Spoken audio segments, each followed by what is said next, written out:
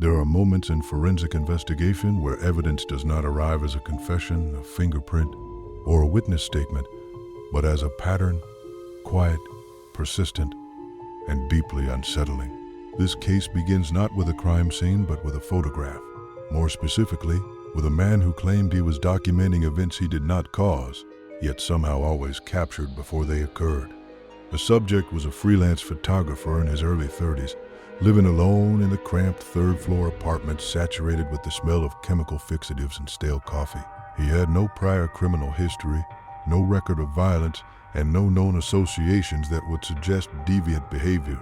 His work was inconsistent: small freelance jobs, street photography, fragments of urban life captured without narrative or intention.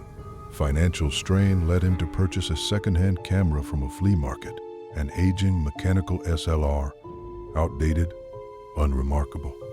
According to his account, this purchase marked a turning point, not in his career, but in his perception of reality itself. Within days, he noticed something he could not explain. Each photograph he developed appeared to show a moment that had not yet happened. Not metaphorically, not artistically, literally. The images depicted events minutes before they unfolded, glass already shattered before it slipped from a hand, a cyclist mid-fall before losing balance, small disruptions that would occur seconds later in real time. At first, the incidents were easy to dismiss. Coincidence is a powerful stabilizer of belief. The human mind is resistant to patterns that challenge causality. But the pattern did not fade. It intensified. The images became more severe. A kitchen fire captured before ignition, a man collapsing on a sidewalk before any visible distress, and eventually a violent assault documented in still frames before any emergency call was placed. Authorities became involved when a sequence of these photographs was submitted anonymously to a local newsroom. Each image was time-stamped minutes before the corresponding incident occurred. The photographer was identified through embedded metadata. He did not resist questioning. From the beginning, his demeanor stood in contrast to what investigators typically expect from individuals connected to violent events. There was no immediate defensiveness, no attempt to distance himself from the material. Instead, there was something more difficult to categorize. A man attempting to explain a system he believed he was trapped inside. His body language presented a contradiction. He sat with an open posture, shoulders relaxed, hands visible, movements controlled. These are generally indicators of baseline composure. But beneath that composure existed persistent microtension, subtle jaw tightening, irregular blinking, small frequent shifts in gaze that did not align with natural memory recall. When individuals access genuine memories, their eye movements tend to follow consistent neurological patterns. His did not. His gaze appeared scattered, as though he was not retrieving events but navigating uncertainty in real time. His speech patterns reinforced this. He spoke in long, uninterrupted explanations, often providing detail before being asked. This can indicate rehearsal, but his narrative lacked the internal consistency typical of constructed lies. Technical details were precise: camera settings, lighting conditions, timing, yet the human context remained vague. He could describe exactly how the light entered a frame, but not why he was there, or why he failed to intervene. This imbalance is critical. It suggests a shift in cognitive priority from human consequence to mechanical process. He was not focused on what happened. He was focused on how it was captured. Emotionally, the detachment became more apparent. When discussing the individuals in the photographs, his tone remained flat, acknowledgement without engagement. However, when describing the camera, his behavior changed. His speech accelerated. His posture leaned forward.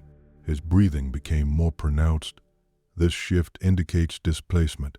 Responsibility, whether conscious or not, was being transferred away from himself and onto the object. The camera was no longer a tool. It was becoming the source of agency. Investigators adapted accordingly. Rather than confronting him with accusations, they introduced controlled uncertainty.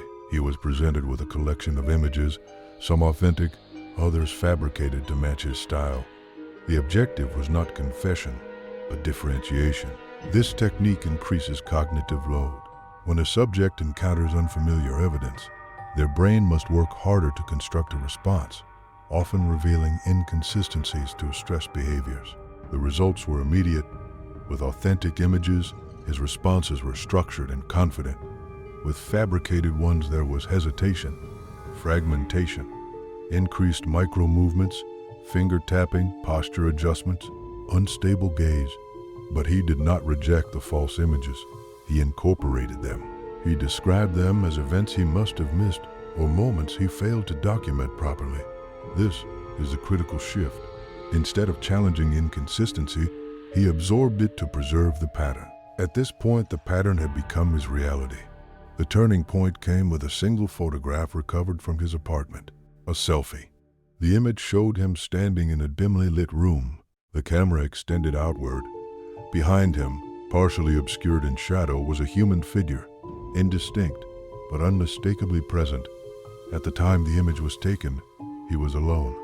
Investigators placed the photograph in front of him without explanation. His reaction broke the pattern. His body became rigid. His breathing slowed but deepened. His gaze locked onto the image with sustained focus. For the first time, he did not attempt to explain what he was seeing. Silence replaced narrative. When he eventually spoke again, his language had changed. He no longer described the camera as something that predicted events. He described it as something that revealed them. Not the future, but the present, hidden beneath perception. This distinction is fundamental. Prediction suggests time distortion. Revelation suggests perceptual limitation. In his revised understanding, the camera was not showing what would happen.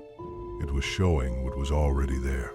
From an investigative standpoint, this introduces a new problem.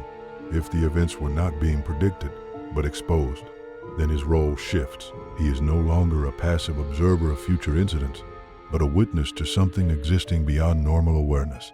Something present. Something interacting with reality before becoming visible to others. There is still no evidence that he caused the events, but his consistent presence, combined with his complete lack of intervention, raises a more complex question. Was he documenting events or facilitating them? Psychologically, the case illustrates how the human mind responds to sustained exposure to the unexplainable. Faced with patterns that defy logic, the brain does not remain neutral. It reorganizes, it builds frameworks, it creates meaning, even if that meaning isolates the individual from shared reality. The camera became that framework, not just a device, but a system through which reality was filtered, interpreted, and ultimately redefined. The subject now remains under psychiatric observation. He no longer asks for the camera. Instead, he spends extended periods staring at blank surfaces, claiming that if he watches long enough, shapes begin to emerge, like images developing in a dark room. The case does not end with a confirmed explanation. It ends with adaptation. What makes it instructive is not the possibility that something unseen exists, but the speed at which the mind can accept that possibility and restructure itself around it. In the end, the most unsettling element is not whether the camera revealed the future or something hidden in the present. It is how quickly he accepted that he was no longer the one taking the photographs, but that something else may have been taking them through him.